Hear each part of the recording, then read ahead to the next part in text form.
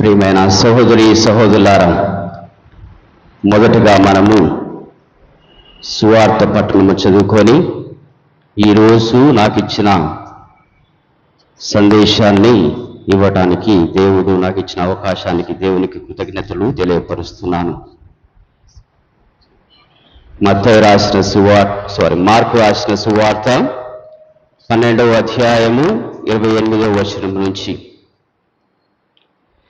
ధర్మశాస్త్ర బోధకుల్లో ఒకడు వచ్చి వారు తర్కించుట చూచి యేసు చక్కగా సమాధానమిచ్చినని గ్రహించి ఆజ్ఞలన్నిటిలో ప్రధానమైనది ఏది అని ప్రశ్నించెను. అందుకు యేసు, ఇశ్రాయేలులారా వినుడు, మన దేవుడైన ప్రభు ఏకైక ప్రభు. దేవుడైన ప్రభును నీవు పూర్ణ హృదయముతోనూ పూర్ణ ఆత్మతోనూ పూర్ణ మనసుతోనూ పూర్ణ శక్తితోనూ ప్రేమింపవలెను. ఇది ప్రధానమైన ఆజ్ఞ. నిన్ను నీవు ప్రేమించుకున్నట్లు నీ పొరుగు వారిని ప్రేమింపుము. ఇది రెండవ ఆజ్ఞ. వీరిని మించిన ఆజ్ఞ మరి ఒకటి లేదు అని సమాధానమిచ్చెను. ప్రియమైన సహోదరి సహోదరులారా, ఈరోజు నాకు ఇచ్చిన టాపిక్ ఆదర్శవంతమైన గృహ నిర్వాహకుడు పునీత జోజప్ప గారు అని. దాని మీద మీకు సందేశాన్ని ఏమని కోరినారు. మరి అదేవిధంగా ఈరోజు ఫ్రైడే కాబట్టి శిలువ మార్గం మనము జరుపుకున్నాము కాబట్టి ఇంకొకటిగా దైవ భయము పరిశుద్ధతకు మనల్ని నడిపిస్తుంది అని ఇంకొక టాపిక్. అదొక 15 నిమిషాలు, ఇదొక 15 నిమిషాలు, ఒక హాఫ్ అన్ అవర్ ఓర్చుకుంటే దేవుని యొక్క వాక్యాన్ని మనం ఆలకిస్తే ఆ దేవుడు మనందరినీ తన వాక్యం ద్వారా మన కుటుంబాల్లో వెలుగును దీవెనలు ప్రసాదిస్తాడు. ప్రియమైన సహోదరి సహోదరులారా, ఒక గ్రామంలో ప్రజల మధ్యకి గవర్నమెంట్ సర్వే వాళ్ళు వారి యొక్క ఆరోగ్య పరిస్థితులను కనుక్కోవడానికి వారిని పంపించడం అనేది, డాక్టర్లని నర్సులని పంపించడం అనేది జరిగింది. మరి ఆ గ్రామానికి ఈ యొక్క డాక్టర్లు నర్సులు వెళ్ళినప్పుడు వారిలో ఏమైనా పెద్ద జబ్బులు ఉన్నాయని, క్యాన్సర్ లాంటివి కావచ్చు, మరి హార్ట్ అటాక్ లాంటివి కావచ్చు, ఏమైనా పెద్ద జబ్బులు ఉన్నాయా లేదా అని తెలుసుకోవడానికి ఈ సర్వే వారు నిర్ణయించి పంపించడం అయింది. మరి వీరంతా ఆ గ్రామంలో ఉన్న ప్రతి ఒక్క కుటుంబంలోనికి వెళ్ళి ప్రతి ఒక్క వ్యక్తిని వారు టెస్ట్ చేసి చూస్తే ఆ కుటుంబాలలో, ఆ వ్యక్తులలో, ఆ యొక్క మనుషులలో ఏ ఒక్కరికి కూడా క్యాన్సర్ అనేది, హార్ట్ అటాక్ అనేది లేదు. వారు ఆరోగ్యవంతముగా వారు జీవిస్తున్నారు. వారు ప్రేమ బంధముతో ఐక్యతతో వారు జీవిస్తున్నారు అని వారు తెలుసుకున్నారు. మరి ఎందుకు వారికి ఈ యొక్క క్యాన్సర్, యొక్క హార్ట్ అటాక్ లేదంటే వారు సంతోషముగా, ఎలాంటి గొడవలు లేకుండా, ఎలాంటి తప్పిదాలు చేయకుండా వారు భార్యాభర్తలుగా, కుటుంబీకులుగా కలిసిమెలిసి వారు జీవిస్తున్నారు. కాబట్టి ఆ కుటుంబాల్లో, ఆ వ్యక్తులలో, ఆ గ్రామంలో పెద్ద పెద్ద జబ్బులు లేకుండా సంతోషంగా వారు జీవించడం జరుగుతుంది. క్రీస్తునానందు ప్రియ సహోదరి సహోదరులారా, ఈరోజు మనము పరిశుద్ధ కుటుంబ రక్షకుడు మరియు విశ్వాసుల పితామహుడైన పునీత యోజప్ప గారి గురించి మనము కొద్దిసేపు ధ్యానించుకుందాం. బైబిల్లో ఒక మాట కూడా మాట్లాడకుండా కేవలము తన చేతతో, తన యొక్క పనితో దేవుని చిత్తాన్ని నెరవేర్చాడు. ఆ యొక్క ఏకైక వ్యక్తి దేవుని చిత్తాన్ని నెరవేర్చి ఆ యొక్క కుటుంబాన్ని దేవుని యొక్క మార్గంలో నడిపించాడు. మరి నేటి ఆధునిక కాలంలో విచ్ఛిన్నమవుతున్న కుటుంబాలకు మన యొక్క పునీత జోజప్ప గారు మనకు ఒక ఆదర్శవంతమైన వ్యక్తిగా మనము తీసుకోవాలి. ఆ యొక్క వ్యక్తి మన కుటుంబాల్లో వెలుగును నింపాలి. ఆ యొక్క వ్యక్తి మన కుటుంబాలను దేవుని యందు మనం నడిపించాలని మనము కోరుకోవాలి. మరి ఈ మహా వ్యక్తి దేవుని, యేసు ప్రభుని దేవుని యొక్క మార్గంలో నడిపించడానికై ఎన్నుకోబడ్డ వ్యక్తి. ఈ భూమి మీదకి దేవుడు ఈ వ్యక్తిని తీసుకొని వచ్చి ఎంపిక చేసుకొని ఆ దేవుని రక్షకులుగా అతను ఎన్నుకోబడ్డాడు. మరి మనము కూడా పునీత జోజప్ప గారిని మన యొక్క కుటుంబాలకు రక్షకుడుగా మనం ఎన్నుకొని ఆ యొక్క జోజప్ప గారు మన కుటుంబాలన్నిటిని మన యొక్క దేవుని యొక్క వెలుగులో నడిపించాలని మనము ప్రార్థించాలి. ఈయన గురించి నేను చదువుతున్నప్పుడు కొన్ని సుగుణాలను తన గురించి తెలుసుకున్నాను. ఆ సుగుణాల ద్వారా ఆ వ్యక్తి ఏ విధంగా మన కుటుంబాలకు ఆదర్శవంతుడుగా ఉంటాడో మనము తెలుసుకుందాం. మొదటిగా మనం చూసినట్టయితే పునీత జోజప్ప గారు నీతిమంతుడైన భర్త అంటే the just and righteous husband అని అర్థం. అంటే పునీత జోజప్ప గారు ఎందుకు నీతిమంతుడైన భర్త అంటే, తను మరియమాత గురించి తెలుసుకున్నప్పుడు అవహేళన చేయకుండా, దూషించకుండా, మరియు బజార్లో ఆమె యొక్క పేరు పోగొట్టకుండా అతను మరియమాతని విడనాడటానికి అతను నిశ్చయించుకున్నాడు. కానీ అతను గౌరవముతో ఆమెను విడనాడటానికి నిశ్చయించుకున్నాడు. కానీ ఎప్పుడైతే దేవుని యొక్క సందేశాన్ని తను కనుగొన్నాడు, ఎప్పుడైతే దేవమాత ద్వారా సత్యాన్ని తెలుసుకున్నాడో, తనలో ఉన్న ఆ యొక్క దురాలోచనను, తనలో ఉన్న ఆ దుష్ట తలంపులను పక్కన ఉంచి దేవుని మాటకు విధేయించి, దేవుని మాటకు లోబడి మరియమాతను తన యొక్క భార్యగా స్వీకరించాడు. మరి ఈనాటి కాలంలో మనం చూస్తే, ఉదాహరణకి ఒక గ్రామంలో నేను పనిచేస్తున్నప్పుడు, ఒక ఫారెస్ట్ లో పనిచేస్తున్నప్పుడు, ఆ యొక్క కుటుంబ యజమానుడు తన యొక్క భార్య తప్పు చేస్తుందని అవమానముతో తను కొన్ని దినాలు ఆమెను గమనిస్తున్నారు. కానీ ఏనాడు కూడా ఆ వ్యక్తురాలు తనకి తప్పు చేస్తున్న వ్యక్తురాలుగా కనిపించలేదు. అయినా తను ఏ విధంగా ఆయన తన భార్యను దూషించాలి, తన భార్యను పట్టుకోవాలి అని అనుకున్నాడు. కానీ అతనికి దొరకలేదు. కానీ తను తాగి వచ్చి ఆ కుటుంబంలో ఉన్న తన యొక్క భార్యను వీధి పాలు చేస్తూ ఆమెను నిందించటము, ఆమెపై అనుమానం ఉండటం వలన నిందించటము, ఆమెను దూషించటము, ఆమెను హేళన చేయడం అనేది, అందరి ఎదుట చేయడం అనేది జరిగింది. కానీ యేసేపు గారు తెలిసినప్పుడు ఎలాంటి అవహేళన చేయలేదు. యేసేపు గారు ఈ యొక్క వ్యక్తి చేసినలాగా చేయలేదు. కానీ అతను ఏం చేశాడు? తన హృదయంలో కనికరాన్ని నింపుకున్నాడు. తన హృదయంలో ఆ కనికరాన్ని నింపుకొని దేవమాతను ఆ యొక్క దేవమాతకు రక్షకుడుగా అతను నిలబడ్డాడు. మరి యోసేపు గారి వలె మనం ఏమి చేయాలంటే, మోకరించి ప్రార్థన చేసి దేవుడిచ్చే ఆ సత్యాన్ని, ఆ యొక్క సత్యాన్ని మనము తెలుసుకోవాలి. అతను ఎప్పుడైతే దేవదూత ద్వారా సత్యాన్ని తెలుసుకున్నాడో, తన యొక్క ఆలోచనలను మార్చుకున్నాడు, తన తలంపులను మార్చుకున్నాడు, ఆ దేవుడిచ్చిన ఆజ్ఞానుసారము తను జీవించాడు.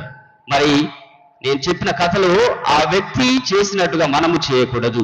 మనము మోకరించి ప్రార్థన చేసి దేవుడిచ్చే ఆ సత్యాన్ని మనము తెలుసుకొని మనము ఆ దేవుడిచ్చిన మార్గంలో మనము నడవటానికి ప్రయత్నం చేయాలి. అందుకే మత్తయి రాసిన సువార్త 1వ అధ్యాయము 19వ వచనంలో, ఆమె భర్త అయిన యోసేపు మంత్రుడై ఉండి ఆమెను అవమానపరచక రహస్యంగా ఆమెను విడనాడ ఉద్దేశించను అని మనం విన్నాం. అతను ఈ విధంగా ఆలోచించాడు. కానీ ఎలాంటి అవమానం చేయక ఎప్పుడైతే దేవుని సత్యాన్ని తెలుసుకున్నాడో, ఆ వ్యక్తి మరియమాతను స్వీకరించి రక్షకుడుగా అతను నిలబడ్డాడు. అందుకే నీతిమంతమైన భర్త అని మనము తెలియపరుస్తుంటాము. ఈ లోకంలో ఎంతో మంది భర్తలు తమ యొక్క భార్యలపై నింద వేస్తూ తమ యొక్క జీవితాలను, తమ యొక్క కుటుంబాలను నాశనం చేసుకుంటూ ఉంటారు. కాబట్టి మనం ఎలాంటి ఆలోచన, దుష్టశక్తులను మనలోనికి రానియకుండా భార్యాభర్తలు గౌరవముతో జీవించాలి. ఎప్పుడైతే భార్యాభర్తలు గౌరవముతో జీవిస్తారో ఆ యొక్క కుటుంబము గౌరవముగా అందరి ఎదుట నిలబడుతుంది అని ఈ వాక్యం ద్వారా మనము వింటున్నాము. రెండవదిగా, దైవ చిత్తాన్ని తలంచే విధేయత చూపించాడు. దైవ చిత్తానికి విధేయతగా తను జీవించాడు. సైలెంట్ ఒబీడియన్స్ ని చూపించాడు తను. అంటే దేవుని ప్రణాళికను యోసేపు గారు తర్కించకుండా దేవుడు చెప్పిన మాటకు విధేయత చూపించాడు. ఎలాంటి ఆలోచన చేయకుండా ఎప్పుడైతే దేవుడు తన దూత ద్వారా తనకు తెలియపరిచాడో అప్పుడే తను దూత యొక్క మాటను ఆలకించి ఆ పనిని నిర్వర్తించటము తను చేసినాడు. మరి యోసేపు గారు దేవుని నుంచి పిలుపును సులభమైనది కాదు. ఆ యొక్క దేవదూత ద్వారా ఒక పిలుపును పొందాడు. మరి ఆ పిలుపు ఏంటిది? మరియమాతను స్వీకరించాలి. మరియు మరియమాతను స్వీకరించి ఆ మరియమాతకు రక్షకుడుగా, యేసు ప్రభుకు రక్షకుడుగా తను ఉండాలి. మరి అదే విధంగా వారికి రక్షకుడుగా ఉంటూ ఆపదల నుండి వారిని కాపాడాలి. ఏమిటి ఆపదలు? హేరోదు నుంచి వచ్చే ఆపదల నుండి వారు కాపాడాలి. మరి ఆ వ్యక్తి దేవదూత యొక్క మాటను ఆలకించి ఈ యొక్క వ్యక్తులను, తన యొక్క కుటుంబాన్ని హేరోదు నుంచి వచ్చే ఆపద నుండి తను కాపాడాడు. అంటే దేవుని యొక్క వాక్యానికి అతను తల వంచి తను విధేయతను చూపించినాడు. మరి ఈనాటి కాలంలో మనము చూసినట్టయితే దేవుని యొక్క వాక్యం, దేవుని చెంతకు వెళ్ళి మన కుటుంబాల కోసం మనం ఎన్నో మార్లు ప్రార్థన చేస్తూ ఉంటాం. ఒక కుటుంబంలో ఉన్న ఒక వ్యక్తి నా దగ్గరికి వచ్చి, ఫాదర్, నా యొక్క కుటుంబంలో ఎన్నో సమస్యలు వస్తున్నాయి అని తెలియపరచడము జరిగింది. మరి అతనికి నేను చెప్పింది ఏమిటంటే, నువ్వు దేవుని చెంతకు వెళ్ళి ప్రార్థన చెయ్యి, ఆ దేవుని చెప్పే మాటకు విధేయత చూపించు, అప్పుడైతే నీ యొక్క కుటుంబము గౌరవించబడుతుంది, నీ కుటుంబంలో ఉన్న ఆ యొక్క కష్టాలు, ఆ యొక్క బాధలు అనేవి తొలగిపోతాయి అని తెలియపరచడం జరిగింది. మరి ఆ యొక్క వ్యక్తి దేవుని చెంతకు వెళ్ళాడు, గుడికి వెళ్ళాడు, మోకరించి ప్రార్థన చేశాడు. అయినా కూడా అతని యొక్క కుటుంబంలో సమస్యలు తొలగిపోలేదు. ఎందుకంటే అతను దేవుని మాటకు విధేయత చూపించలేదు. Is not obedience to God's word. విధేయత చూపించలేడు. అందుకని తన కుటుంబంలో ఆ సమస్యలు వెడలిపోలేదు, తన కుటుంబంలో ఉన్న బాధలు తొలగిపోలేదు. కానీ ఇక్కడ మాత్రం మనం చూసినట్టయితే ఎన్ని కష్టాలు వచ్చినా, ఎన్ని బాధలు వచ్చినా, ఎప్పుడైతే ఆ దేవుని యొక్క దూత వచ్చి ఆ యొక్క జోసెఫ్ గారికి తెలియపరిచిందో, అప్పుడే అది రాత్రి అయినా, అది పగలైనా, అది కష్టమైనా, అది బాధ అయినా, అతను అన్ని వదిలి వారికి రక్షకుడుగా నిలబడటం అనేది జరిగింది. మనం చూసినట్టయితే ఒక వ్యక్తి ఆ విధంగా చేస్తున్నాడంటే ఆ వ్యక్తిలో దైవత్వం అనేది ఉంది కాబట్టి అతను దేవునికి విధేయత చూపించాడు. మరి మనము కూడా ఆ దైవత్వాన్ని మనము పొంది ఉంటే తప్పకుండా దేవునికి మనము విధేయతగా నడుచుకుంటాము. లేకపోతే ఆ విధేయత అనేది మన నుంచి తొలగిపోతే మన కుటుంబాలని మనము నాశనం చేసుకోవడం అనేది జరుగుతున్నది. అదేవిధంగా మూడవదిగా, కష్టపడి పని చేసే తత్వము మన యొక్క జోజప్ప గారిలో ఉన్నది. కష్టపడి పని చేసే తత్వం. మరి మాథ్యు రాసిన సువార్త 13వ అధ్యాయము 55వ వచనంలో చూసుకుంటే, యేసు ప్రభుని చూసిన వ్యక్తులు ఏమన్నారు? ఇదిగో ఈయన వడ్రంగి కుమారుడు కాడా అని తెలియపరచాడు. అంటే యోసేపు గారు నజరేతుకు వెళ్ళినప్పుడు అక్కడ వడ్రంగి పని చేసి కష్టపడి చెమట వచ్చి ఆ యొక్క కుటుంబానికి రక్షకుడుగా నిలబడ్డాడు, ఆ కుటుంబాన్ని పోషించాడు. మరి అతను ఆ కుటుంబాన్ని పోషించడమే కాదు, అతను కష్టపడటమే కాదు, మరి యేసు ప్రభు కూడా ఆ పనిని నేర్పించాడు. ఆ పనిని నేర్పించి అతను ఏ విధంగా ఆ పని ద్వారా తన కుటుంబానికి సహాయం చేయగలడో ప్రభువుకి నేర్పించాడు. మరి మనము ఈ యొక్క పనిని కేవలము డబ్బు కోసం కాదు. ఈ లోకంలో మనం చూస్తే పనికి మనం వెళ్ళేది ఎందుకు? డబ్బు సంపాదించడానికి కోసము, లేకపోతే మనకు గౌరవాన్ని సంపాదించడానికి కోసము మనము చేస్తూ ఉంటాము. కానీ ఈ పనిని మనం చేస్తున్నప్పుడు డబ్బు కోసము కాకుండా ఆ దేవుడు మనకిచ్చిన పిలుపు కోసం మనము చేయాలి. ఏ విధంగా పునీత జోజప్ప గారు తనకిచ్చిన పనిని నెరవేరుస్తూ తన కుటుంబాన్ని తను చక్కగా ఆదుకున్నాడు, అదే విధంగా ప్రతి ఒక్క కుటుంబ యజమాని దేవుడిచ్చిన ఆ పనిని చక్కగా నెరవేరుస్తూ తమ కుటుంబాలను ఆదుకోవడానికి వారు ప్రయత్నం చేయాలి. మరి ఈ లోకంలో మనం చూసినట్టయితే చాలా మంది తల్లిదండ్రులు తమ యొక్క పిల్లలకి పని నేర్పించడానికి వెనుకంజ వేస్తూ ఉంటారు. నేను ఐటీలో ఉంటున్నప్పుడు మా ఐటీ ప్రిన్సిపల్ ఈ విధంగా నిన్ననే నాకు ఈ విధంగా తెలియపరుస్తున్నాడు. ఫాదర్, నేను ఒక అబ్బాయిని ఓజేటీకి ఆన్ జాబ్ ప్లేస్మెంట్కి పంపించాను. మరి ఆ అబ్బాయి అక్కడ పని చేస్తున్నప్పుడు కొంచెం జ్వరం వచ్చింది. ఆ జ్వరం వలన తన యొక్క తల్లిదండ్రులకు ఫోన్ చేశాడు. ఆ ఫోన్ చేసిన వెంబటే ఆ యొక్క తల్లిదండ్రులు ఫాదర్ దగ్గరికి వచ్చి, మా అబ్బాయిని పంపించండి, మేము అల్లారి ముద్దుగా పెంచుకున్నాము, అతనికి ఎలాంటి పనిని చేయనివ్వలేదు, అతను ఇప్పుడు పని చేస్తున్నాడంటే మాకు చాలా బాధగా ఉన్నది, అతన్ని త్వరగా ఆ యొక్క కంపెనీ నుంచి తీసుకొని రండి అని తెలియపరచడం జరుగుతుంది. అంటే మనం చూస్తే ఈ లోకంలో బిడ్డలకు పని నేర్పించాలంటే మనము చాలా బాధ చెందుతుంటాం. కానీ ఈరోజు నువ్వు పని చేపించకపోతే, ఈరోజు నువ్వు పని నేర్పించకపోతే రేపు బిడ్డలు పని నేర్చుకోరు, తమ జీవితాన్ని జీవించలేరు. కానీ ఇక్కడ యోసేపు గారు తన యొక్క కుమారుడైన యేసు ప్రభుకి పని నేర్పించటము, ఆ పని ద్వారా తను ఏ విధముగా గౌరవంగా జీవించగలడు ఆ యొక్క యోసేపు గారు నేర్పించారు. మరి మనము కూడా మన బిడ్డలకు పని నేర్పించాలి. మన బిడ్డలు ఆ పని నేర్చుకొని ఆ పని ద్వారా ఏ విధంగా వారు గౌరవప్రదంగా ఈ ప్రపంచంలో జీవించగలరో మనము నేర్పించాలి. అప్పుడే మనం ఒక గౌరవమైన తల్లిదండ్రులుగా పరిగణించబడతాం. అప్పుడే మన బిడ్డలు కూడా మనల్ని గౌరవిస్తారు. అప్పుడే మన బిడ్డలు కూడా మనల్ని ఆదుకుంటారు. ఎప్పుడైతే మనము వారిని ఏ పని నేర్పించకపోతామో రేపన్నాడు వారు మనల్ని ఆదుకోరు, మనల్ని గౌరవించరు. ఏ విధంగా యేసు ప్రభు పునీత జోజప్ప గారిని గౌరవించాడు, ఏ విధంగా యేసు ప్రభు జోజప్ప గారి యొక్క అడుగుచాడలను నడుచుకున్నారో మన బిడ్డలు కూడా పని నేర్చుకోవాలి, ప్రేమను పొందాలి. అప్పుడే మన యొక్క మార్గంలో వాళ్ళు నడుచుకుంటారు. కాబట్టి మనమంతరము మన బిడ్డలకి పని నేర్పిస్తూ గౌరవప్రదమైన జీవితము జీవించేలా మనము చేయాలి. మరి 4వదిగా సంరక్షకుడుగా యేసు ప్రభు అంటే the protector of the family అని మనం వింటున్నాము. హేరోదు రాజు శిశువుని చంపాలని చూశాడు. హేరోదు రాజు శిశువుని చంపాలని చూశాడు. కానీ రాత్రికి రాత్రి లేచి కుటుంబాన్ని ఐగుప్తు దేశానికి తీసుకుని వెళ్ళాడు మన యొక్క పునీత జోజప్ప గారు.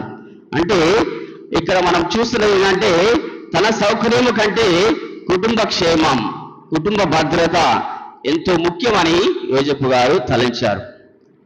తన యొక్క కుటుంబం చాలా ముఖ్యం, ఆ భద్రత చాలా ముఖ్యమని తలంచి రాత్రికి రాత్రే ఆ కుటుంబాన్ని తీసుకుని వెళ్ళటము మనము చూస్తున్నాము. మరి ఇక్కడ జోజప్ప గారు ఏం చేస్తున్నారంటే ఆ యొక్క కుటుంబాన్ని ఈ లోక ప్రమాదాల నుంచి కాపాడుతున్నాడు. ఆ కుటుంబాన్ని ఈ లోకంలో ఉన్న దుష్ట శక్తుల నుంచి కాపాడుతున్నాడు. ఈ లోకంలో ఉన్న ఆ యొక్క చెడు తలంపుల నుంచి కాపాడుకోవడానికి అతను రాత్రి వెళ్ళి ఆ యొక్క కుటుంబాన్ని రక్షించుకోవటం మనం చూస్తున్నాము.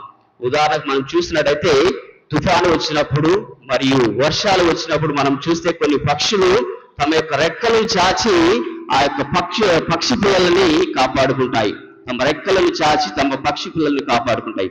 అదే విధముగా మన యొక్క పునీత జోజప్ప గారు కూడా తన యొక్క రెక్కలను చాచి తన యొక్క కుటుంబాన్ని కాపాడుకుంటున్నాడు.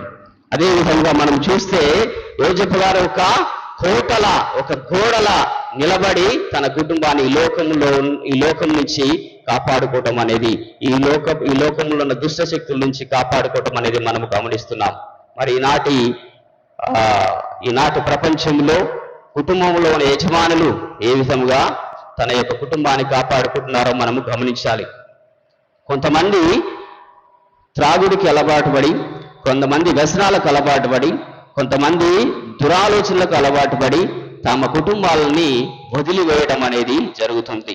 తమ బిడ్డలని రక్షించుకొనక దారిన వదిలివేయడం అనేది జరుగుతుంది. ఎందుకంటే మేము డాన్ బోస్కో సంస్థ వారు ఎక్కువ శాతం ఏమి చేస్తారంటే వీధి బాలల కోసము పని చేస్తూ ఉంటారు. అప్పుడు మనకి వీధి బాలలతో పని చేస్తే అర్థమవుతుంది వారు ఎంతగా తమ యొక్క తల్లిదండ్రుల యొక్క ప్రేమను కోల్పోతున్నారు అనేది. మనము ఎందుకు ఆ వీధి బాలలుగా వారు ఉంటున్నారంటే, వారు జీవిస్తున్నారంటే వారు తల్లిదండ్రుల యొక్క ప్రేమను, తల్లిదండ్రుల యొక్క గౌరవాన్ని, తల్లిదండ్రుల యొక్క రక్షణను వారు పొందలేకపోతున్నారు. కాబట్టి వారు వీధి బాలుడుగా తయారవడం జరుగుతుంది. మరి తల్లిదండ్రులు ఎప్పుడైతే, మరి ముఖ్యంగా తండ్రి ఎప్పుడైతే తన కుటుంబం బాధ్యత తీసుకొని వారిని రక్షించుకుంటూ, వారిని కాపాడుకుంటూ, ఈ లోకంలో ఉన్న దుష్టశక్తుల నుంచి వారిని రక్షించుకుంటూ కాపాడుకుంటూ ఉంటారో ఆ యొక్క కుటుంబము గౌరవప్రదముగా జీవిస్తుంది. ఆ కుటుంబంలో ఉన్న వ్యక్తులు వీధి పాలు కారు, ఆ కుటుంబంలో ఉన్న పిల్లలు వీధి పాలు కారు, ఆ కుటుంబంలో ఉన్న పిల్లలు, వ్యక్తులు ప్రతి ఒక్కరూ గౌరవాన్ని పొందుతారు. దేవుని యొక్క మార్గంలో వాళ్ళు నడుచుకుంటారు. కాబట్టి ప్రేమ బిడ్డలారా, మనమందరము మన యొక్క కుటుంబంలో ఉన్న ప్రతి ఒక్క వ్యక్తిపై చూపిస్తూ ఆ కుటుంబాన్ని గౌరవప్రదంగా కాపాడుకుంటూ పునీత జోజప్ప గారు ఏ విధంగా తన కుటుంబాన్ని ఒక గోడలా నిలబడి ఈ యొక్క ప్రపంచంలో ఉన్న శక్తుల నుంచి కాపాడుకున్నాడు, అదే విధంగా మనము కూడా కాపాడుకోవడానికి ప్రయత్నించుతాము. మరి 5వదిగా నిశ్శబ్ద సేవ మరియు త్యాగము తను చూపించి ఉన్నాడు. అంటే సైలెంట్ సర్వీస్ అండ్ సాక్రిఫైస్ తను చేశాడు. జోసెఫ్ గారు తన కుటుంబాన్ని కాపాడుకోవడానికి తన సుఖాలను త్యాగం చేశాడు. ఆయన తన గురించి ఎప్పుడూ ఆలోచించలేదు. ఆయన ఆలోచన అంతా యేసు మరియను రక్షించుకోవడానికి. తనకెన్నో సుఖాలు, తనకెన్నో ఆశలున్నాయి. తన జీవితం ఎంతో గొప్పగా చూసుకోవాలనుంది. కానీ దేవుని మాట ప్రకారము అన్ని వదిలిపెట్టి, తనకున్నది అంతా వదిలిపెట్టి వీరి యొక్క రక్షణ కోసమే తను త్యాగం చేస్తున్నాడు. కాబట్టి మనము కూడా ఈ యొక్క ప్రపంచంలో జీవిస్తున్న ప్రతి తల్లి తండ్రి ఏమి చేయాలంటే, వారికి ఎన్నో ఆశలు ఉండవచ్చు. మరి ఆశలన్నిటిని వారు త్యాగం చేసుకొని ఆ కుటుంబాన్ని ముందుకు నడిపించడానికి ప్రయత్నం చేయాలి. ఎప్పుడైతే మిమ్మల్ని మీరు త్యాగం చేసుకొని కుటుంబానికి అర్పిస్తారో ఆ యొక్క ప్రేమను మీరు చూపుతున్నారని అర్థం. ఇక్కడ ఈ యొక్క యోసేపు గారు ఉన్నదంతయు, తన సుఖాలను మొత్తము త్యాగం చేశాడు. తన యొక్క ప్రేమను ఆ కుటుంబానికి చూపిస్తున్నాడు. అదే నిజమైన ప్రేమ. ఈనాటి మనము ఈ యొక్క పట్టణంలో మనం ఆలకించున్నాము. నిన్ను నీవు ప్రేమించుకున్నట్టు నీ పొరుగు వారిని ప్రేమించాడు. అంటే నీ పొరుగు వారు ఎవరో కాదు, నీ కుటుంబంలో ఉన్న వ్యక్తులే. ఇక్కడ యోసేపు గారు తన కుటుంబంలో ఉన్న ప్రతి ఒక్క వ్యక్తిని ప్రేమించాడు. కాబట్టి ఆ వ్యక్తి కోసమై తన జీవితాన్ని త్యాగం చేశాడు. ఆ వ్యక్తుల కోసమై తన యొక్క జీవితాన్ని అంకితం చేస్తూ వారిని కాపాడుకుంటూ ముందుకు నడిచాడు. కాబట్టి మనం కూడా ఆ విధముగా నడవటానికి ప్రయత్నిస్తాము. ఆ త్యాగము చేస్తూ తను దైవారాధనలో జీవించాడు. కాబట్టి దైవాన్ని ఆరాధిస్తూ మనము జీవించడానికి ప్రయత్నిస్తాము. మరి ఆరవదిగా మనం చూసినట్టయితే భక్తి మరియు విశ్వాసం గల వ్యక్తి, మ్యాన్ ఆఫ్ ప్రేయర్ అని మనము అంటుంటాం. భక్తి మరియు విశ్వాసం గల వ్యక్తి అని నేను ఎందుకు చెప్తున్నానంటే, అక్కడ లూకా రాసిన సువార్త 2వ అధ్యాయము 41వ వచనంలో మనం చూస్తే, ఆయన తల్లిదండ్రులు ప్రతి సంవత్సరము పాస్కా పండుగకు యెరూషలేమునకు వెళ్ళేవారు అని తెలియపరుస్తున్నది. అంటే యేసు ప్రభు 12 సంవత్సరాలు ఉన్నప్పుడే వారికి ప్రతి సంవత్సరం వారిని ఈ యొక్క దేవాలయానికి తీసుకొని పోవడం మనము తెలుసుకుంటున్నాము. అంటే తను దేవుని యందు భయభక్తులు కలిగిన వ్యక్తి కాబట్టి ఆ యొక్క ప్రార్థనది ఎంత ముఖ్యమో తను తెలుసుకున్నాడు. కాబట్టి ప్రతిరోజు దేవుణ్ణి సందర్శించుకున్నాడు. ప్రతి సంవత్సరము దేవుణ్ణి సందర్శించుకున్నాడు. అతనే కాదు, తన కుటుంబాన్ని కూడా దేవుని సందర్శించుకోవడానికి, దేవుని దగ్గరికి వెళ్ళి ప్రార్థన చేయడానికి అతను చేశాడు, కష్టపడ్డాడు. అందుకే వారిని ప్రతి సంవత్సరము తన కుటుంబాన్ని దేవుని చెంతకు తీసుకుని వెళ్ళాడు. అదేవిధంగా యేసు ప్రభు ఏం చేశారు, ఈ యొక్క యోసేపు గారు ప్రతిరోజు దేవాలయానికి వెళ్ళటము, ప్రార్థన చేయటము, మరియు ధర్మశాస్త్రాన్ని అతను చదివి ఆ ధర్మశాస్త్రానుసారము తాను జీవించటము యేసు ప్రభు గమనించాడు. అదే విధముగా యేసు ప్రభు కూడా దేవాలయంలో ఉండి ప్రార్థన చేస్తూ ఆ ధర్మశాస్త్రం ప్రకారం జీవిస్తూ ఆ ధర్మశాస్త్రాన్ని వారికి బోధించడం మనము వాక్యంలో మనం విన్నాము. కాబట్టి మనము కూడా మన బిడ్డలని ప్రతిరోజు దేవాలయానికి మనము తీసుకొని రావాలి. మన బిడ్డలకి దేవుని గురించి మనం బోధించాలి. మన బిడ్డలకి దేవుని యొక్క వాక్యాన్ని మనము తెలియపరచాలి. ఈ కాలంలో మనం చూస్తే మన బిడ్డలకి ఎవరికి పరలోక జపం చెప్పటం రాదు. నేను ఒక ప్యారిష్లో పనిచేస్తున్నప్పుడు ఆ ప్యారిష్లో మొదటిగా పిల్లలకి జపం చెప్పటం అనేది రాకపోవటం వల్ల వారికి పరలోక జపం నేర్పించడం అనేది జరుగుతుంది.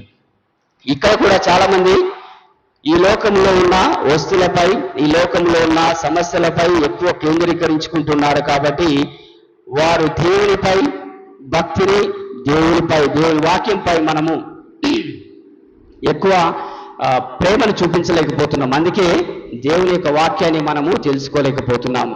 ప్రతి ఒక్క తల్లిదండ్రులు చేయవలసింది ఏమిటంటే దేవునిపై భక్తి, దేవుని యొక్క వాక్యాన్ని మనము ఆలకించడానికి పిల్లలకు నేర్పించాలి. ప్రతిరోజు వారిని దేవాలయానికి తీసుకుని వెళ్ళి దైవ బలి పూజలో పాల్గొనింపజేసి ఆ యొక్క దేవుని యొక్క దీవెనలు వాళ్ళు పొందేలా మనము వారిని తీర్చిదిద్దాలి.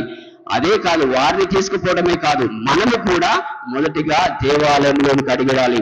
మనము కూడా మొదటిగా దేవాలయంలోనికి అడిగి దేవుని యొక్క ప్రేమను, దేవుని యొక్క దీవెనలు మనం పొందుతూ మన బిడ్డలకు కూడా ఆ యొక్క దేవుని యొక్క దీవెనలు పొందేలా మనము చేయాలి. ఈ యొక్క పునీత జోజెఫ్ గారు ఏ విధంగా చేశారో మనము కూడా ఆ విధంగా చేయడానికి మనము ప్రయత్నిస్తాము. మరి మనము చూసినట్టయితే సంఖ్యాకాండము 11వ వచనంలో చూస్తే అక్కడ ఏమి చేశారు వారు? ఇశ్రాయేలు ప్రజలు గొనగటము, ఆ మన్నాను దేవాది దేవుడు ప్రసాదించినప్పుడు మాకు ఎప్పుడు ఈ మన్నానేనా అని వారు గొనుగుతున్నారు. మరి ఇక్కడ మనం చూస్తే మనకు తెలియపరిచేది ఏమిటంటే ఇక్కడ జోజెఫ్ గారు గొనగలేదు. నాకెందుకు ఇది, నాకెందుకు ఈ కష్టం, నాకెందుకు ఈ బాధ, నాకెందుకు ఇది అని తను గొనగలేదు. తను దేవునిపై భారం వేసి తను జీవించాడు. తను దేవునికి విధేయత చూపిస్తూ తను జీవించాడు. ఆ యొక్క కుటుంబాన్ని రక్షించగలిగాడు.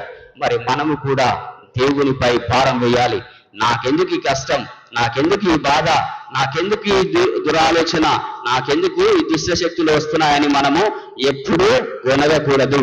దేవుణ్ణి నిందించకూడదు. దేవుని వేలెత్తి మనము చూపకూడదు. దేవుని ప్రార్థించాలి. దేవునికి ప్రార్థిస్తే దేవుడే మనకు వెనక నుండి మనల్ని నడిపిస్తూ ఉంటాడు. కాబట్టి మనమంతరము నిందించకుండా ముందుకు నడవటానికి, దేవుని యొక్క వెలుగులో జీవించడానికి మనంతరము చేయాలి. మనము చూసినట్లయితే యేసు ప్రభు యొక్క జీవితంలో కూడా ఎన్నో శోధనలకు గురయ్యాడు, ఎన్నో బాధలకు గురయ్యాడు. అయినా కూడా తను నిందించలేదు. తను ఒకటి చెప్పాడు, సాతానా నా నుండి వెడలిపో. మానవుడు రొట్టె వల్లనే కాదు జీవించేది, ఈ లోకములో దేవుని యొక్క మాట వలన, ప్రతి మాట వలన జీవించుదని ఆ యొక్క సాతాన్ని ధిక్కరించి పంపించడం అనేది జరుగుతుంది. మనకు అలాంటి శోధనలు వచ్చినప్పుడు మనం ఏమి చేయాలి? ఆ సాతాన్ని ధిక్కరించి మన నుంచి దూరము చేయడానికి మనం ప్రయత్నించాలి. ఆ యొక్క పునీత జోజెఫ్ గారు కూడా దైవ భయము, దైవ భక్తి కలిగిన వ్యక్తి కాబట్టి ఆ సాతాను శోధనలను ధిక్కరించి ఆ యొక్క కుటుంబానికి రక్షకుడుగా, ఆ కుటుంబానికి నిజమైన వ్యక్తిగా, ఆ కుటుంబానికి నిజమైన యజమానుడిగా జీవిస్తూ ఆ కుటుంబాన్ని రక్షించుకుంటూ వెళ్ళాడు. మనం కూడా మన కుటుంబాన్ని దేవుని యొక్క అడుగుచారులో ఉంచుకుంటూ నడిపించడానికి ఆ కుటుంబ యజమానురాలు మరియు బిడ్డలందరూ ఆ దేవుని యొక్క భయభక్తుల్లో నడుచుకుంటూ వెళ్ళటానికి, ఆ గౌరవాన్ని తీసుకురావటానికి మనమందరము ప్రార్థన చేసుకోవాలి. మరి రెండవదిగా దైవ భయము మన పరిశుద్ధతకు మనల్ని పరిశుద్ధతకు నడిపిస్తుంది అని మనము వింటున్నాం. దైవ భయం అనేది అందరికీ చాలా చాలా ముఖ్యమైనది. ఈ పాస్కా కాలంలో జీవిస్తున్న మనమందరము దైవ భయం అనేది మనలో నింపుకోవాలి. ఈ పాస్కా కాలంలో మన యొక్క జీవితాలను దేవుని యొక్క అడుగుచారుల్లో నడిపించుకుంటున్న మనము దైవ భయంలో జీవించాలి. 4 విధాలుగా మన జీవితం ఉండాలి. ఏమిటి? దేవుని భయం అంటే ఏమిటి? దేవుని భయం పాపం నుండి ఎలా కాపాడుతుంది?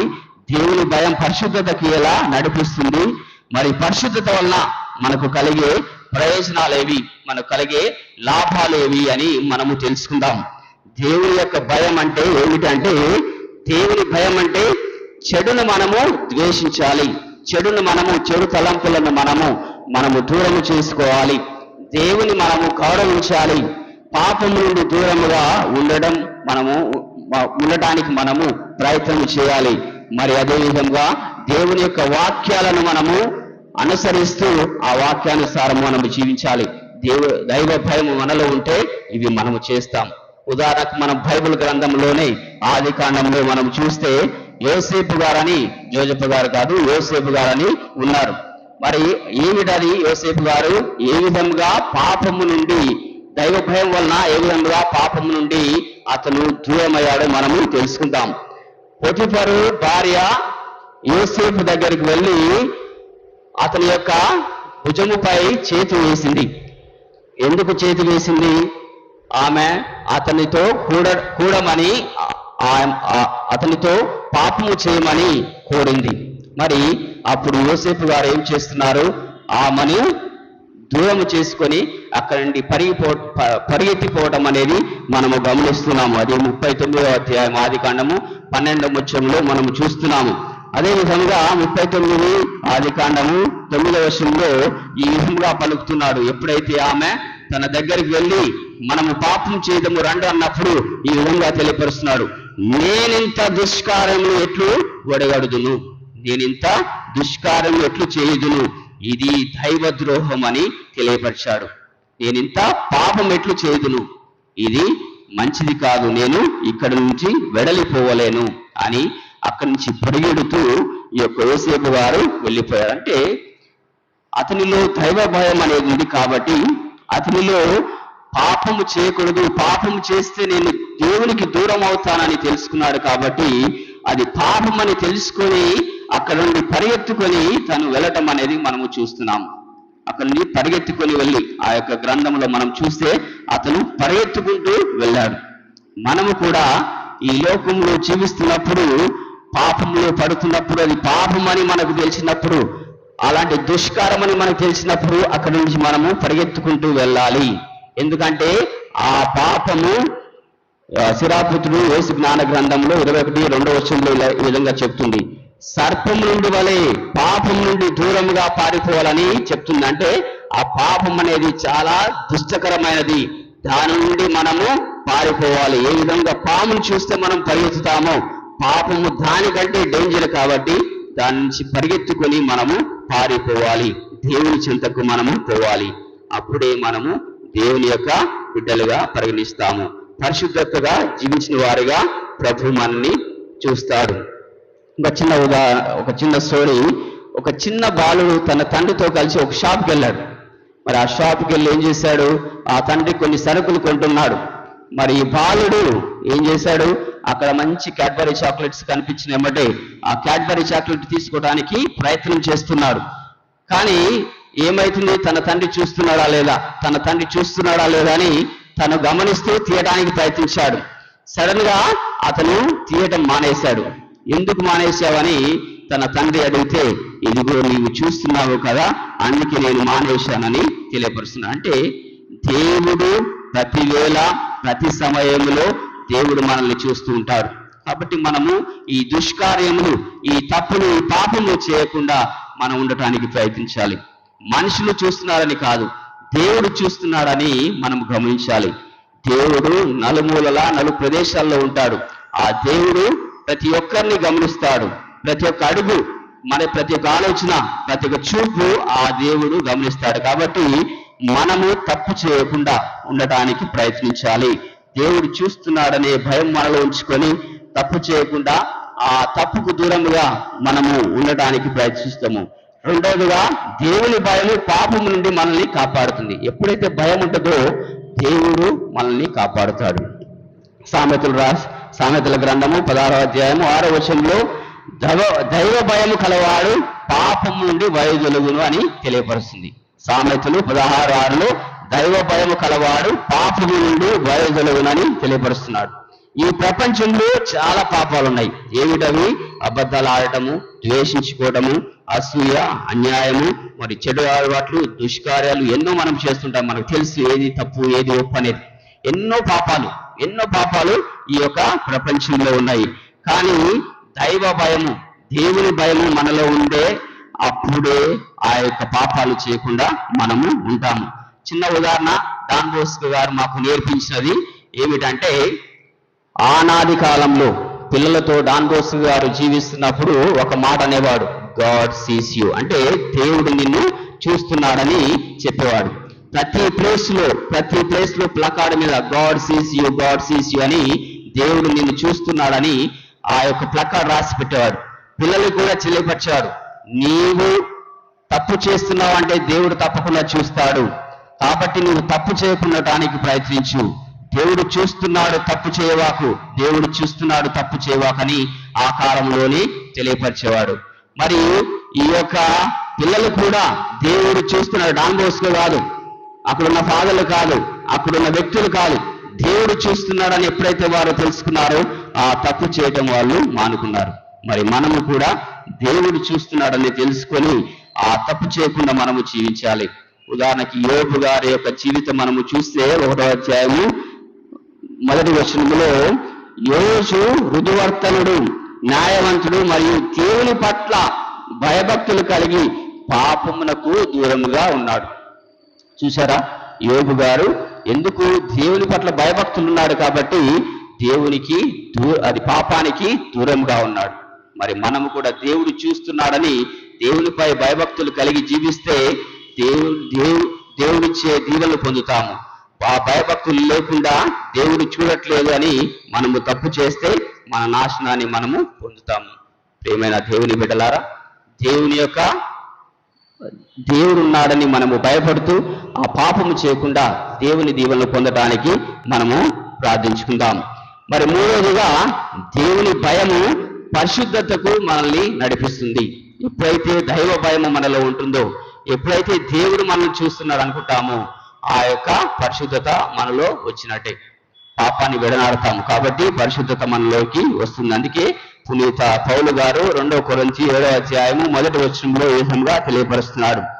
దేవుని పట్ల భయముతో పరిశుద్ధముగా పవిత్రముగా ఉండుటకు ప్రయత్నించుము అని తెలియపరుస్తున్నాడు.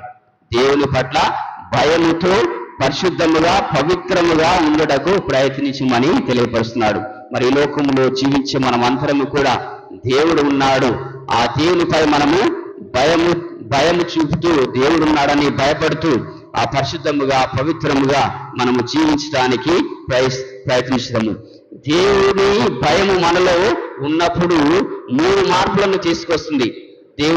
దేవుడు అనేవాడు ఉన్నాడు, దేవుడు అనేవాడు చూస్తున్నాడనే భయం మనలో ఉంటే కొన్ని మార్పులను తీసుకొస్తుంది. ఏమిటి? మొదటిగా హృదయ మార్పు మనకు వస్తుంది. అంటే పాపం మీద అసహ్యం అనేది ఏర్పడుతుంది. పాపం అంటేనే మనకు ఒకలాంటిది ఏర్పడుతుంది. పాపం అంటే మనం అసహించుకోవడం అనేది ఏర్పడుతుంది. అందుకే ఎప్పుడైతే మనం అసహించుకుంటామో మనం హృదయము మారుతుందని అర్థము. రెండవది, జీవితము మారుతుంది. ఎప్పుడైతే దైవ భయము మనలో ఉంటుందో జీవితం అనేది మారుతుంది. మన మాటలు మారుతాయి, మన పనులు మారుతాయి, మన చేతులు మారుతాయి, మన నడవడిక అనేది మారుతుంది. ఎప్పుడైతే ఇవి మారుతాయో మనలో పరిశుద్ధత అనేది ఏర్పడుతుంది. అదేవిధంగా మూడవది, దేవునితో సంబంధము బలపడుతుంది. ఎప్పుడైతే దైవ భయం మనలో ఉందో, ఎప్పుడైతే పాపాన్ని మనం తొలగించుకుంటామో, ఎప్పుడైతే దుష్కార్యాలు చేయకుండా మనం జీవిస్తామో, ఆ దైవ భయం వలన ఆ దేవునితో సంబంధం అనేది ఏర్పడుతుంది. మనకు పాపం వలన, ఇజ్రాయెల్ చేసిన పాపం వల్ల కావచ్చు, లేకపోతే మన యొక్క తల్లిదండ్రులు అంటే పాత నిబంధనలో చూసినవి ఆదాము ఏదో చేసిన పాపం వల్ల కావచ్చు, లేకపోతే మనం చేసిన పాపం వల్ల కావచ్చు, దేవునికి మనకు ఒక పెద్ద అగాఢం అనేది ఏర్పడ్డది. కానీ యేసు ప్రభు ఈ లోకానికి వచ్చి తన యొక్క మరణం ద్వారా మనం రక్షిస్తూ దేవునికి మన మధ్యన సంబంధాన్ని ఏర్పరిచాడు. అంటే మనము పాపాన్ని చేయటం వలన దేవునికి మనకు దూరం ఏర్పడుతుంది. మరి ఎప్పుడైతే దైవ భయము మనలో ఏర్పడి ఆ పాపము చేయకుండా మనము జీవిస్తామో దేవునికి మనకు మధ్య ఆ యొక్క సంబంధం అనేది ఏర్పడుతుంది. కాబట్టి మనము పాపము చేయకుండా జీవించడానికి ప్రయత్నించాలి. ఉదాహరణ తీసుకున్నట్లయితే పేతురు గారు యేసు ప్రభువుతో జీవించినప్పుడు నేను నిన్ను విడనాడను అని తెలియపరిచాడు. కానీ అక్కడ యేసు ప్రభు అంటాడు, కోడి కూయక ముందుకే నీవు నన్ను 3 సార్లు బొంకెదవో అని తెలియపరిచాడు. అది మత్తయి రాసిన సువార్త 26వ అధ్యాయము 75వ వచనంలో. ఎప్పుడైతే కోడి కూసిందో తను చేసిన తప్పు తను తెలుసుకున్నాడో, ఆ తప్పు తెలుసుకుని బయటకు వెళ్ళి తను వెక్కి ఏడ్చి పశ్చాత్తాపము చెంది తిరిగి దేవుని చెంతకు రాబడ్డాడు. మనము కూడా మనము చేసిన తప్పిదాన్ని తెలుసుకొని తిరిగి దేవుని చెంతకు రావాలి. ఎప్పుడైతే ఈ యొక్క పేతురు గారు తిరిగి దేవుని చెంతకు వచ్చాడో అతను గొప్ప వ్యక్తి అయ్యాడు. దైవ సందేశాన్ని ప్రతి ఒక్కరికి అతను నలుమూలలా ప్రచారం చేసి దైవాన్ని గురించి దైవరాజ్యాన్ని స్థాపించాడు. మరి మనము కూడా ఈ పశ్చాత్తాపము చెంది దేవుని చెంతకు వస్తాము. దేవుడు తన యొక్క రాజ్య స్థాపన కోసం మన అందరినీ వినియోగించుకుంటాడు. కాబట్టి ప్రతి ఒక్కరము కన్నీళ్లతో ప్రార్థన చేయాలి. మనం చేసే తప్పిదాలకు, మనం చేసే పాపాలకు, మనము చేసే దుష్కార్యాలకు కన్నీటితో ప్రార్థన చేస్తూ దేవుని చెంతకు వచ్చి మనము పశ్చాత్తాపం చెందితే దేవుడు తన బిడ్డగా మనల్ని చేర్చుకుంటాడు. మరి చివరిగా మనం చూసినట్టయితే ఈ యొక్క పరిశుద్ధత వలన కలిగే ప్రయోజనాలు, మనము దైవ భయములో జీవిస్తే పరిశుద్ధత మనకు వస్తుంది. ఈ పాపాన్ని తొలగిస్తే పరిశుద్ధత మనకు వస్తుంది. మరి ఈ పరిశుద్ధత వలన ఎలాంటి ప్రయోజనాలు మనకు వస్తాయి అని అంటే,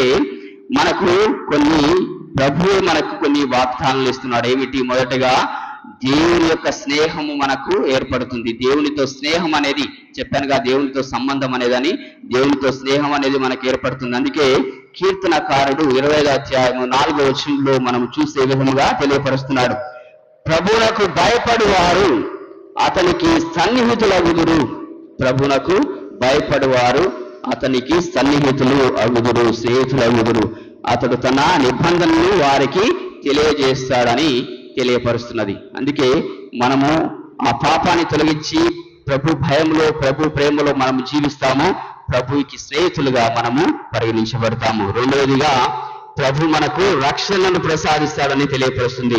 కీర్తనకారుడు 34:7వ వచనంలో మనము చూస్తే, ప్రభువునకు భయపడు వారి చుట్టూను ఆయన దూత శిబిరము పన్నును, సకల ఆపదల నుండి వారిని కాపాడును అని తెలియపరుస్తున్నాడు.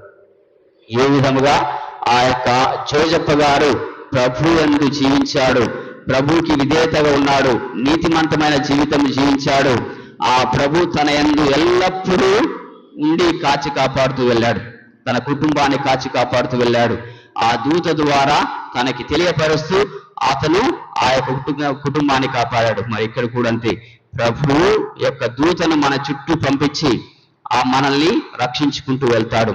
మనకు గార్డెన్ ఏంజెల్స్ ని పంపించి, దైవ దూతలను పంపించి ఈ పాపము నుండి, ఈ లోకము నుండి మనల్ని రక్షిస్తాడు. కాబట్టి మనమంతరము ప్రభు యందు భయభక్తులతో మనము జీవించాలి. మూడవదిగా నిత్య జీవితము ప్రభు మనకు ప్రసాదిస్తాడు. ఏప్రిల్లకు రాసిన లేఖ 12వ అధ్యాయము 14వ వచనంలో, తోటి ప్రజలతో ప్రశాంత జీవితమునకై ప్రయత్నింపుడు, పవిత్రమైన జీవితమును గడుపుటకై యత్నింపుడు. అది లేక ఎవరు దర్శింపలేరు, ఎవరు ప్రభు చెంతకు వెళ్ళలేరు అని తెలియపరుస్తున్నాడు. మనం నిత్య జీవితము మనలో రావాలంటే, దేవుని చెంత మనము జీవించాలంటే, శాంతమైన జీవితము, పాపం లేని జీవితము, దుష్టశక్తులు లేని జీవితం, దురాశ లేని జీవితం మనము జీవిస్తే ప్రభు మనకు నిత్య జీవితాన్ని ప్రసాదిస్తాడు. కాబట్టి ప్రేమైన దేవుని బిడ్డలారా, మనమంతరము ఈ లోకంలో జీవిస్తున్న సమయంలో దైవ భయముతో మనము జీవించాలి. ఈ లోకంలో ఉన్న ఈ సాతాను శక్తుల నుండి దూరంగా జీవిస్తూ దేవుని యొక్క దీవెనలో మనము నడుచుకోవడానికి ప్రయత్నిస్తాము. మరి ఈ యొక్క ఆగమన కాలంలో మనం మనల్ని అడుక్కోవాలి. ఏమని అడుక్కోవాలంటే, మొదటిగా నా జీవితంలో దేవుని భయం ఉందా, దైవ భయం అనేది నా జీవితంలో ఉందా? ఒకసారి మీరు హృదయ పరివర్తన చేసుకోవాలి. రెండవది, నేను ఇంకా ఏ పాపంతో పోరాడుతున్నాను అనేది మనము చూసుకోవాలి. ప్రతి ఒక్కరం ఏదో ఒక పాపంతో ప్రతిరోజు పోరాడుతుంటాం. నేను ఏ పాపంతో పోరాడుతున్నాను, ఆ పాపాన్ని దేవునికి అర్పించి దైవ ఆశీస్సులు పొందడానికి ప్రయత్నించాలి. మూడవది, దేవుడు నన్ను పరిశుద్ధుడిగా మార్చడానికి నేను సిద్ధముగా ఉన్నానా? దేవుడు ప్రతిరోజు ప్రతి ఒక్కరిని పరిశుద్ధుడిగా మార్చడానికి పొందుకుంటాడు. ఆ సిద్ధత లేకపోతే మనకు ఆ పరిశుద్ధత లేదు. కాబట్టి పరిశుద్ధత పొందడానికి నేను సిద్ధముగా ఉన్నాను అని మనము ఆలోచించుకోవాలి. చివరిగా ఒక స్టోరీ ద్వారా ఎండ్ చేస్తాను. ఒక గ్రామంలో ఒక వ్యాపారి, ఒక క్రైస్తవుడు, ఒక కథోలికుడు ప్రతిరోజు దేవాలయంకి వెళ్ళి ప్రార్థన చేసుకునేవాడు. దైవ పూజలో, దివ్య పూజలో పాల్గొని దేవుని యొక్క ఆశీస్సులను తను తీసుకుంటూ ఆ యొక్క దివ్య సప్రసాదాలను స్వీకరిస్తూ ఉండేవాడు. మరి అతను ఎంతో మంచిగా జీవించేవాడు. కానీ తను వ్యాపారం చేస్తున్న సమయంలో తన యొక్క కొట్టులో ఉన్నప్పుడు ఎన్నో అబద్ధాలు ఆడుతూ ఉంటాడు, ఎన్నో మోసాలు చేస్తుంటాడు, ఎంతో మందిని తను దూషిస్తూ ఉంటాడు. ఆ విధముగా చేస్తున్నాడు. ఒకరోజు గురువు ఆ యొక్క వ్యాపారి దగ్గరికి వెళ్ళి ఒక వస్తువు కొనుక్కోవాలన్నప్పుడు ఆ వ్యాపారి అనేక అబద్ధాలు ఆడటము గురువు గమనించాడు. మరి ఆ విధంగా గమనించినప్పుడు అతను ప్రక్క నుండి నాకే కాదు వేరే వ్యక్తులకు కూడా ఈ విధంగా అబద్ధాలు చెప్తున్నాడు, ఈ విధమైన మోసాలు చేస్తున్నాడు తెలుసుకోవడానికి నిలబడి చూస్తున్నాడు. అతను గురువుకే కాదు ప్రతి ఒక్కరికి ఈ యొక్క అబద్ధాలు చెప్పి ఆ ఇతరులను మోసం చేయడం అనేది జరుగుతుంది. కానీ అప్పుడు ఆ వ్యక్తి మరుసటి రోజు దేవాలయానికి వచ్చినప్పుడు ప్రార్థన చేస్తున్నాడు, మోకరించాడు, ప్రార్థన చేస్తున్నాడు, దివ్య బలి పూజలో పాల్గొని దివ్య ప్రసాదం తీసుకొని వెళ్ళటానికి సిద్ధమయ్యాడు. మరి అప్పుడు గురువు అది చూసి అతన్ని పిలిపించి ఒక మాట అన్నాడు. ఏమిటది? ప్రతిరోజు నువ్వు దేవాలయానికి వస్తున్నావు, కానీ దేవుని యొక్క దీవెనలు పొందుతున్నావు, కానీ నీవు నీ యొక్క కొట్టుకు వెళ్ళినప్పుడు, నీ యొక్క షాపుకు వెళ్ళినప్పుడు దేవుడు నేర్పించే జీవితం నువ్వు జీవించట్లేదు. ఇక్కడ ఒక విధంగా జీవిస్తున్నావు, మరి నీ యొక్క షాపులో మరొక విధంగా నువ్వు జీవిస్తున్నావు. అలాంటి జీవితము జీవించడం వలన దేవుని యొక్క భయము నీలో లేదు. దేవుని యొక్క భక్తి, దేవునిపై భక్తి నీలో లేదు. నీవు అందుకే ఇలాంటి శోధనలకు గురి అవుతున్నావు. నీ జీవితాన్ని మార్చుకో. నీ జీవితాన్ని మార్చుకొని దైవ భయముతో నీవు జీవించు అని తెలియపరిచాడు. ఎప్పుడైతే తను తెలుసుకున్నాడో, తన తప్పు తను తెలుసుకున్నాడో, ఆ దైవ భయాన్ని తనలో ఉంచుకొని అప్పటి నుంచి తను ఎలాంటి మోసం చేయకుండా, ఎలాంటి అబద్ధాలు ఆడకుండా ఒక దైవ భక్తుడిగా తన జీవితం మొదలుపెట్టాడు. తన యొక్క షాప్ కూడా అభివృద్ధి చెందడం అనేది జరుగుతుంది. కాబట్టి ప్రేమ బిడ్డలారా, మనము దైవ భయంలో మనము జీవిస్తే, దైవాన్ని మనలో ఉంచుకొని మనము జీవిస్తే దేవుడే మనకు గౌరవప్రదమైన జీవితాన్ని మనకు ప్రసాదిస్తాడు. ఈ లోకంలో జీవిస్తున్న మనమందరము పాపాన్ని తొలగించుకొని పరిశుద్ధతగా మనము జీవించడానికి, దేవుని యందు మన యొక్క హృదయాన్ని మనసునుంచుకొని జీవించడానికి ప్రభు మన యొక్క మంచి మనసును ప్రసాదించాలని, దైవ భయాన్ని మనకు ప్రసాదించాలని, ఆ దైవ భయంలో జీవించే అర్హతను మనకు ప్రసాదించాలని ఈ యొక్క ప్రార్థన ద్వారా మనము దేవుణ్ణి వేడుకుందాము. పితా, పుత్ర, పవిత్రాత్మ నామమున